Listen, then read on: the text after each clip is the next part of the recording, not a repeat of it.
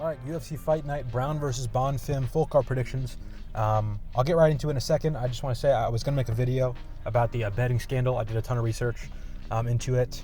I made a list of like 50 fights that like have signs of being rigged or some shadiness from the past couple years.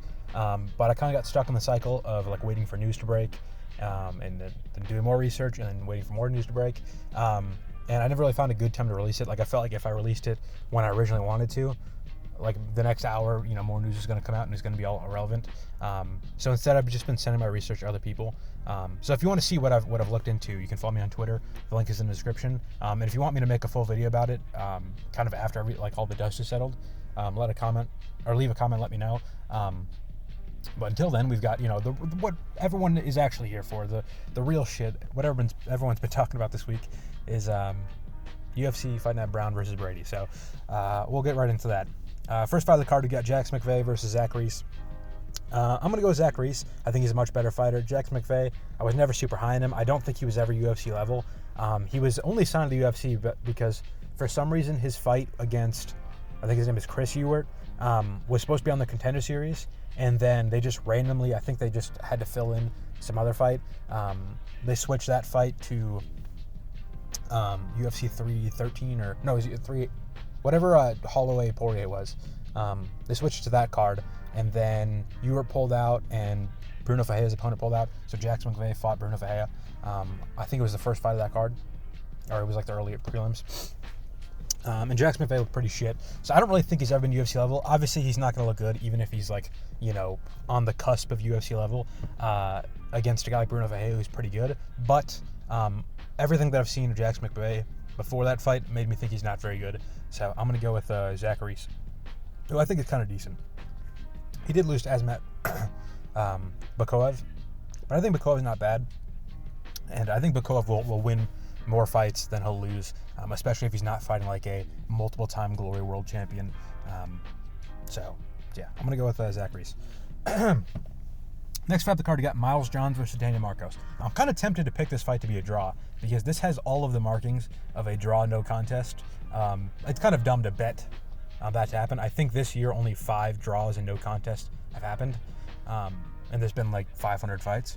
But this is the signs of one. And actually, the last time I said this was Cejudo versus Yadong, and that fight probably should have been a no contest. But yeah, Daniel Marcos versus Miles John. I'm going to go with Daniel Marcos. Miles John has recently become a very boring fighter. Like a lot of his fights are like tit for tat, striking matches on the outside. I don't know if he got finished or something and just decided like he wants to be, like a tit for tat fighter who doesn't risk getting knocked out. But that's kind of how he's been. And Daniel Marcos has kind of always been like that. He makes everyone have super boring fights, like the Montel Jackson fight, the Yanez fight, the what's his name, Davey Grant fight. All of those fights are very slow pace, and kind of clinch fest too. I think Daniel Marcos is good at winning those kind of fights, even if it's by a robbery decision, like the Yanez fight, like the Davey Grant fight. So I'm going to pick him to do so. But the reason why I think it's going to be a draw is because Daniel Marcos fouls like crazy. He fouled Yanez twice at the same time. He did an eye poke nut shot like at the exact same time. And honestly, the way the refs have been the last couple of weeks, I feel like you'd get a point taken for doing that. And then Miles John, he dips his head in a lot when he goes in for combinations, and that leaves you open for stuff at the middle, but it also leaves you open to headbutting the fuck out of your opponent. So I think there's a good chance we see eye pokes, low blows, and headbutts in this fight. So if you want to bet on a draw, not a bad fight to do it because it's a good chance a point gets taken, or your bet gets voided because the fight's a no contest. So maybe if you're feeling adventurous, throw a draw in this fight in your parlay, and 20x your profits. But I'm going to go with Marcos, assuming there's a winner. Next fight of the card, I've got Tecia Pennington versus Denise Gomes. I really thought Denise Gomes, or that's by the way how her name is pronounced. It's not Denise Gomez, it's Denise Gomes. I thought she was a little overrated, and honestly I still think she's a little bit overrated after her Yasmin Regui fight, because she got the fastest knockout in strawweight history, which was 20 seconds, against like a really good prospect as a big underdog. And because of that, I feel like people forgot that she was a big underdog, and that's kind of like a fluke. But since then, I think she's actually looked pretty good. She finished Elias Reed, which isn't the craziest thing ever, but she looked like a good, competent fighter against Karolina Kowalkiewicz, which again doesn't mean a ton, but it's not a bad thing. Went to a split decision, won against Eduardo Mora, who I think is pretty solid and pretty big. Eduardo Mora, looked good against Veronica Hardy. So, yeah, good performance. Tecia Pennington, I think, is pretty underrated. I feel like she got pretty badly robbed by Mackenzie Dern in their fight. Dern did really... if that was a men's fight, Pennington would have got the decision because it was basically all control from Dern. Dern got, the back a couple times, and that just won the fight, even though she was getting kind of styled on the feet. And that's, the champion of the division. And then kind of the same thing happened with Tabitha Ricci. Tabitha Ricci just gets weird decisions in her way all the time. She'll clearly lose a fight and then just win a split decision. And that happened against Tecia Pennington. So Pennington has arguably beaten the champion of the division and Tabitha Ricci, who was a good prospect about a year ago. She's pretty decent, but she's pretty old. She's probably getting worse. She's probably beyond, the apex of her career. And speaking of apex, the venue of this fight. And Denise Gomes, one thing she's got decent power. And Tecia Pennington kind of gets away with being a strawweight who doesn't have good defense and doesn't move her head at all, just because it's strawweight, so she doesn't have to worry about getting countered or getting seriously wobbled. Denise Gomes has a reach advantage, and she's bigger and she's got more power. So I feel like Tecia Pennington can't really use that, no head movement kind of run forward like an idiot. Now I would say the same thing about Angela Hill, and Angela Hill did beat Denise Gomes, but Angela Hill's a little bit more well-rounded, and I trust her to get a takedown better. So I'm going to go with Denise Gomes. I also think that Tecia Pennington kind of robbed Carla Esparza in their fight. So, maybe she's not that good. Next fight up the card, we've got Josh Hokit versus Max Gimenis. I don't think Max Gimenis is that good. I don't think Josh Hokit's that good either, actually. I think the reason why Gimenis got signed instead of having to go through the Contender Series is because the UFC, for some reason, likes Josh Hokit. They think he's charismatic, even though, he's just kind of annoying. And he's literally talking shit about he's like, I'm fighting at heavyweight because these guys are bums and I can easily make it to the top, which is probably, kind of accurate. But I think that Gimenis got signed just to give Hokit a free win. Gimenis is not very good. He looks very sloppy on the feet. He looks pretty open. So a guy like Hokit, who's not very, sound, as far as technique, as a striker, is probably just gonna be able to, be fast enough to clip him and knock him out. And also Gimenis is pretty short. A lot of the bigger, Gimenis is, 260 pounds in his last fight. A lot of the guys who are cutting weight or close to cutting weight, close to the heavyweight limit at heavyweight, generally are 6'4", 6'5". So, a guy who's smaller like Hokit, he's going to have an easier time with Gimenis. Now, don't be surprised if Max Gimenis is taller than Josh Hokit, or about the same height, even though they're listed as, Hokit having an inch in height. Just because that's kind of how it goes. Whenever there's a good prospect, they're always 2 inches shorter than they say they are. And every time there's a guy signed out of, the regional scene in Brazil, he's 2 inches taller than he says he is. So I'm going to go with Hokit, but probably by a finish. But I really don't think he's that good. And I think Gimenis will probably lose this one, will lose this next, and then get cut. And he'll be, oh yeah, I remember that name. So yeah, I'll go with Hokit. Next up the card, we got Mayra Bueno Silva versus Jacqueline Cavalcanti. Now, I've been pretty high in Cavalcanti her whole UFC career. I think she's got really good technique. She looks like she knows how to throw a punch, which is, sounds like not very much, but this is women's bantamweight, usually the pretty low level. And she's also tall and kind of in shape, which is pretty rare for this division too. Usually it's Chelsea Chandler, who's chubby and looks like she's got baby fat on her, and she's a fucking pro athlete who was ranked at some point. But yeah, I'm gonna go with Jacqueline Cavalcanti because I rate her ability. The thing is, she went to a split decision, a close split decision with Josiane Nunes, and Josiane Nunes is fucking horrible. She's lost, after that fight, she lost her next two and then got cut. And then I think she's lost on the regional scene since she's been cut. She's not very good. So I don't love that split decision. She also went to a split with Nora Cornell, who I thought was pretty decent, but then she went on to lose her next fight against someone not very good. So I'm not the highest on Cavalcanti now, as I was a couple years ago, or maybe a year and a half ago. But Mayra Bueno Silva is kind of on the downturn of her career. She fought a title fight after failing a drug test, which is just shows the state of the division. But she lost to Raquel. Was it Juliana Pena? Who was it? I think it was Raquel Pennington. Yeah, it was Raquel Pennington. She won the first round, then gassed super hard, and then did nothing for the next 4 rounds. So I think it's possible she just gasses out and has no technique in rounds 2 and 3, and Cavalcanti could just hold her against the cage or beat her up at range. But I also think it's very possible that Mayra Silva will just, from the jump, hold her against the cage and win. She also looked pretty decent against Macy Chasson before she got cut. So I think it's possible she can look decent against Cavalcanti, who I don't think is maybe as good as Macy Chasson. Like, Chasson's looked pretty bad recently, but I don't know. I'll go with Cavalcanti, but reluctantly. Next we have the card. We've got Raoni Barcelos versus Ricky Simón. I'm going to go with Raoni Barcelos. Ricky Simón struggles to win like extended exchanges on the feet, and he also struggles to implement his wrestling against fighters that pressure him. You kind of saw that in the Vinicius Oliveira fight. If he's not able to just like walk down a guy, he's not going to just like shoot a takedown and get him down. Actually, as a little nod back to the betting scandal, I think that maybe his fight with Uriah Faber might have been rigged, so I'm not going to use that against him. But he looked shit in that fight and got finished in like a minute.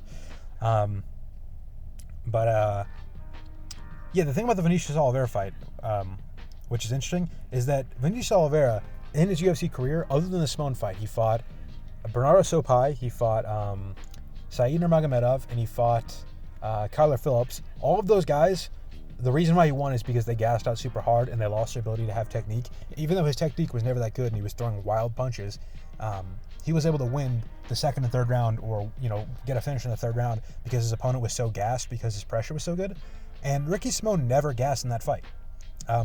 Vinicius Oliveira just kind of out-techniqued and styled on him on the feet. And Vinicius Oliveira is not very technical. And I think Raoni Barcelos, having that counter wrestling ability and the threat on the feet, I think will prevent Simón from either wrestling him or finishing him, and or like opening up on the feet at all. And I think that he'll have a similar performance as Vinicius Oliveira, where he just it looks like he's just styling on him, like throwing Rabona kicks and spinning shit and elbows and stuff like that. I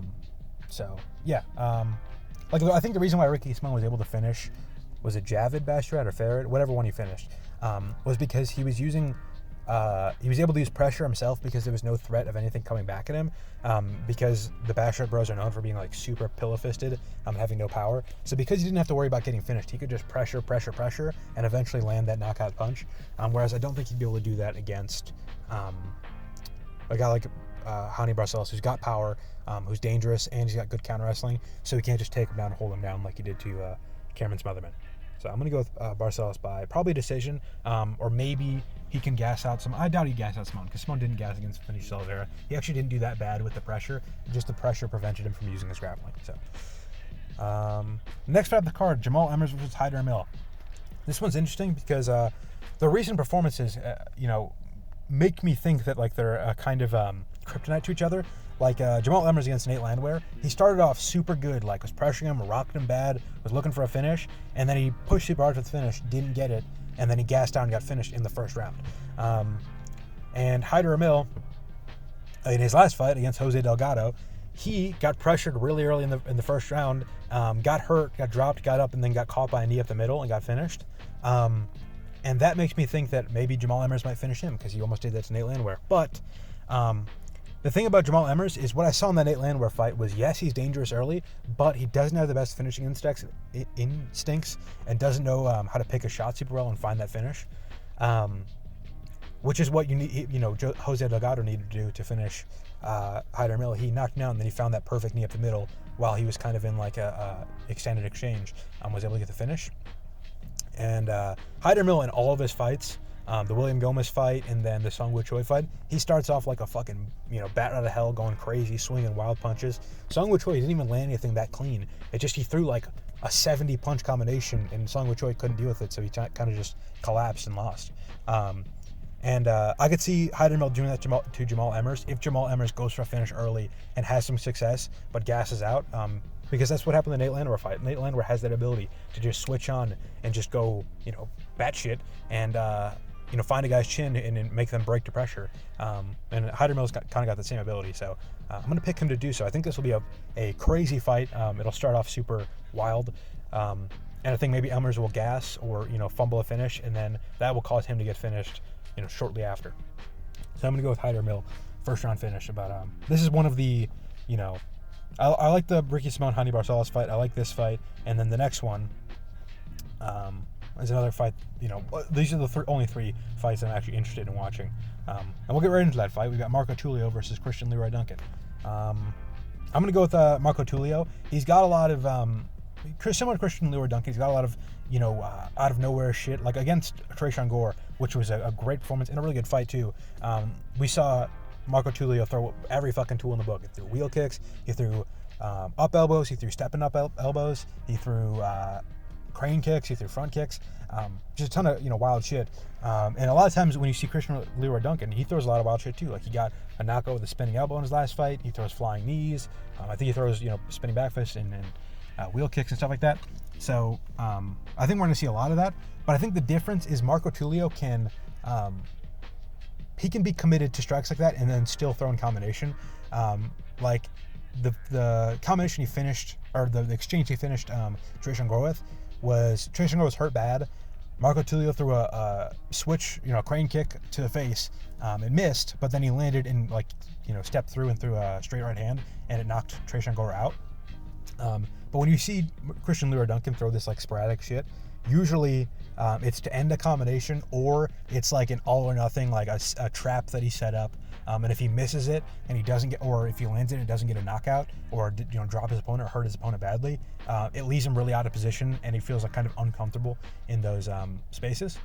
And I think that's going to be the difference. I think they're going to get in a lot of exchanges where Marco Tulio will throw a spinning back kick to the body, and then be there ready to throw and counter.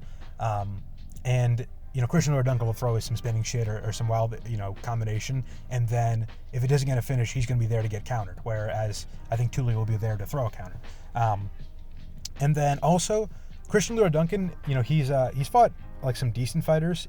Gregor Rodriguez is pretty good, but he hasn't fought anyone that good. And other than Gregor Rodriguez, he hasn't really fought anyone that's just going to be there as a technical, hard-hitting, good middleweight who's going to be, pinging him with a jab or, throwing a punch and then slipping, shit like that. And Tulio was just good at doing that. He was able to outstrike and win a mostly striking fight with, what's his name? Yusri Belgarui, who I just talked about with Makov, a multiple-time Glory World Champion. And I feel like he's just a good, technically sound middleweight who's got power, middleweight power. And I feel like that's so much different from everyone that Gregor Rodriguez has beat. Puliaev got really badly bullied by, what's his name? Was it Nick Klein? I think might have been his name, the guy that lost to Mansour Abdul Malik. So he's not very good. He got bullied by Nick Klein. Eric Anders, he's pretty washed. He's pretty old. He's never had the most, fuck you power. Not been that technical. Claudio Ribeiro, kind of the same thing. Whereas I think Tulio is actually a good fighter who's at middleweight, who's got the middleweight frame and the middleweight power. I think he's pretty good. So I think he's gonna be I think Christian Leroy Duncan will be looking for the finish, and him looking for the finish will get him caught and finished. So yeah, I'm gonna go with Tulio. I will say his last fight, there was some moments where he got caught by Tresean Gore. He got caught by a left hook when he's out of position. And there's moments where he gets caught in this fight, and it was a good, semi-competitive fight. But the dust settles and the first round's over, and they both got rocked pretty bad. But Tulio outlanded him 3-1, and he landed the bigger strikes of the round. So Tresean Gore's not a guy who's easy to finish and outstrike. He's pretty decent. So I'm gonna go with Tulio. I think he's pretty fucking good. Next fight of the card, we got Ismael Bonfim versus what's his name? Chris Padilla. Taco. I think Bonfim is a little bit overrated. Actually, I'm going to say he's very overrated.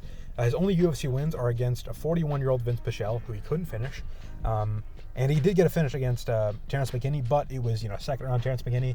And if McKinney doesn't finish you in the first round, he's probably going to get finished in the second or third. Whereas, Chris Padilla, he's finished James Yontop, on the regional scene. James Yontop came to the UFC. He was a guy that's super hard to finish. He looked good against Rong Zhu, who had some, a pretty good performance in his last fight. And Jai Herbert, who's, pretty well tested. He's fought a lot of the higher level guys. He had a really good first round against Ilia Topuria, who's now the champion of their division.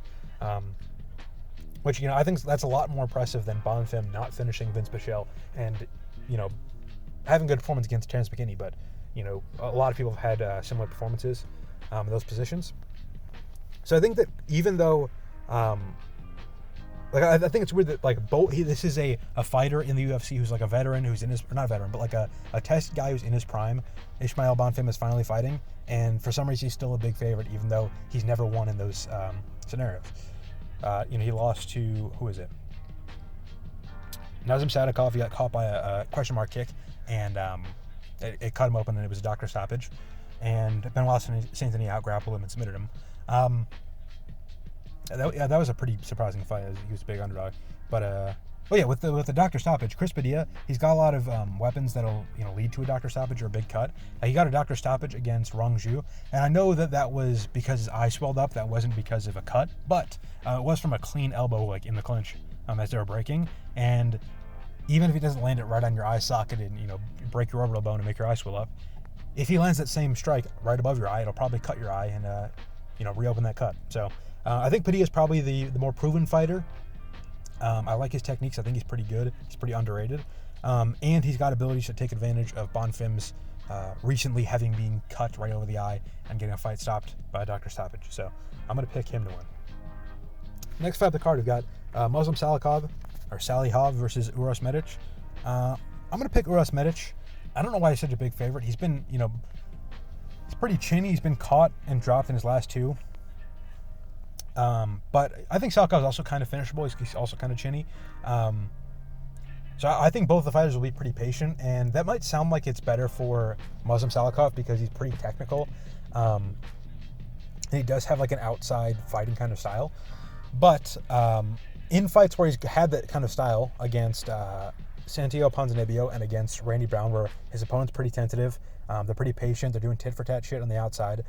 He lost a decision to Ponzinibbio, which maybe he should have won, but it was a close fight, and Ponzinibbio's pretty washed.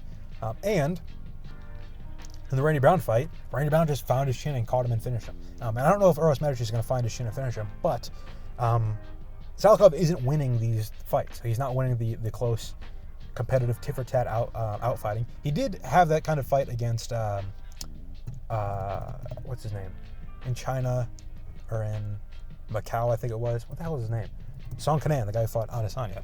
Yeah, he had that kind of fight like that against Song Kanan, and he ended up throwing a wheel kick and finishing him. But that fight was pretty competitive before, and I think in a similar fight, a guy like Uros Medic, who's big, who hits hard, who's got decent grappling, if you have that kind of performance where you're going to give someone the entire fight to find your chin, or the entire fight to find an opening to take you down, I don't think Salikhov is very good at winning those kind of fights. And I think because Carlos Leal was so impatient and just ran and chased down the finish and got finished himself, I think that Medic is like, all right, I got dropped in my last two, I'm not getting dropped again, let me be patient, let me work my way into that fight, and I think that will allow him to win the fight as it goes on.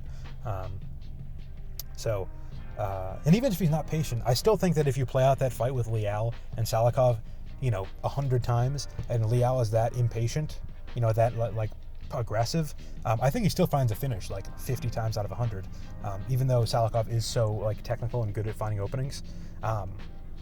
He's still it's MMA, it's 4-ounce gloves, and Leal hits hard. So if that's what Medic does, I still think there's a good chance he wins the fight.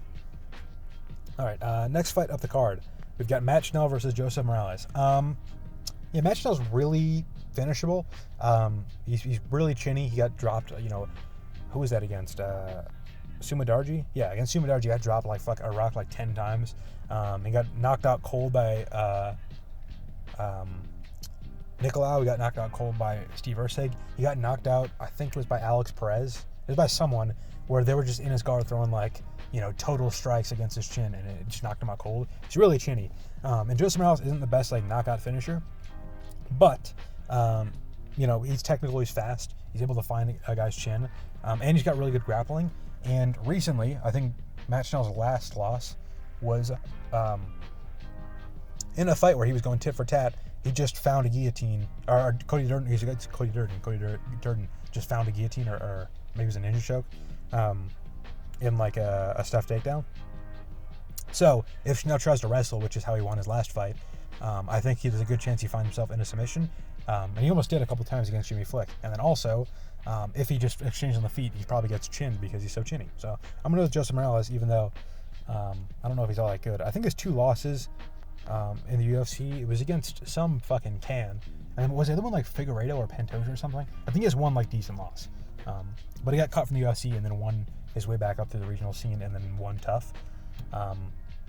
But I don't know if he's all that good. But he looked good in his last fight, so I'll pick him to win this one. I think the guy he fought is probably better than Matt Schnell. So, and then next fight of the card, we got the main event. Gabriel Bonfim versus Randy Brown. I think Bonfim is going to need a finish to win the fight. He kind of gasses and breaks as the fights go on. You look at the Wonderboy fight, when he couldn't get the grappling going, and when he had to like fight Wonderboy on the feet, he looked super, out of place, especially in the later rounds. I think he pretty clearly should have lost like rounds 2 and 3 of that fight, just because he couldn't get the grappling going, was losing in the exchanges on the feet. And then against Nicholas Dalby beat him up with knees and then finished him with knees in the clinch, and he just broke and quit. So I think that he needs a finish if he wants to win this fight. Which, Randy Brown is kind of chinny, but Gabriel Bonfim hasn't KO'd or TKO'd anyone since 2021, and that fighter that he KO'd in 2021 was pretty dog shit. So, and then other than that, I don't even know if he's finished 3 people. On Tapology, it's listed as he has 3 finishes, but 2 of them aren't even listed. It just says, like, he fought this guy and it was a win. It doesn't even say how it was a finish. It doesn't say, if it was a knockout or a left hook or a whatever. It just says win, this date, this name. So they might not even be finishes, and you can tell the level of competition by the fact that they're not even fucking listed on Tapology. So, Bonfim's not the best, like, finisher on the feet, and he looks pretty, like, against Wonderboy, he looked pretty bad on the feet. Randy Brown's only been submitted twice, and the only one that was recent was against, the current champion of the division, Jack Della Maddalena, who not only submitted him, but he basically knocked him out before he submitted him. Like, he rocked him bad on the feet. Randy Brown did the chicken dance, and then JDM landed a couple good punches in ground and pound, and then found his back with only 1 hook in, and he got the rear naked choke. So, I think if Bonfim's going to finish him, it's probably going to be by submission, because that's how he finishes people. And Randy Brown's not the easiest guy to submit. I don't think his grappling looked the greatest against Alessio Zaleski dos Santos, who got like out-grappled and finished in the grappling by Neil Magny. But Alessio Zaleski dos Santos didn't finish him. He didn't get any like fight-winning positions. And Bonfim's not going to... I don't think he's going to win this fight by decision, because if he gets rounds 4 and 5, I think he's getting slept. So... I'm going to go with Randy Brown. I think he's just got to survive and win the exchanges on the feet, and eventually he'll find a finish, or he'll find, a very dominant rounds 3, 4, and 5.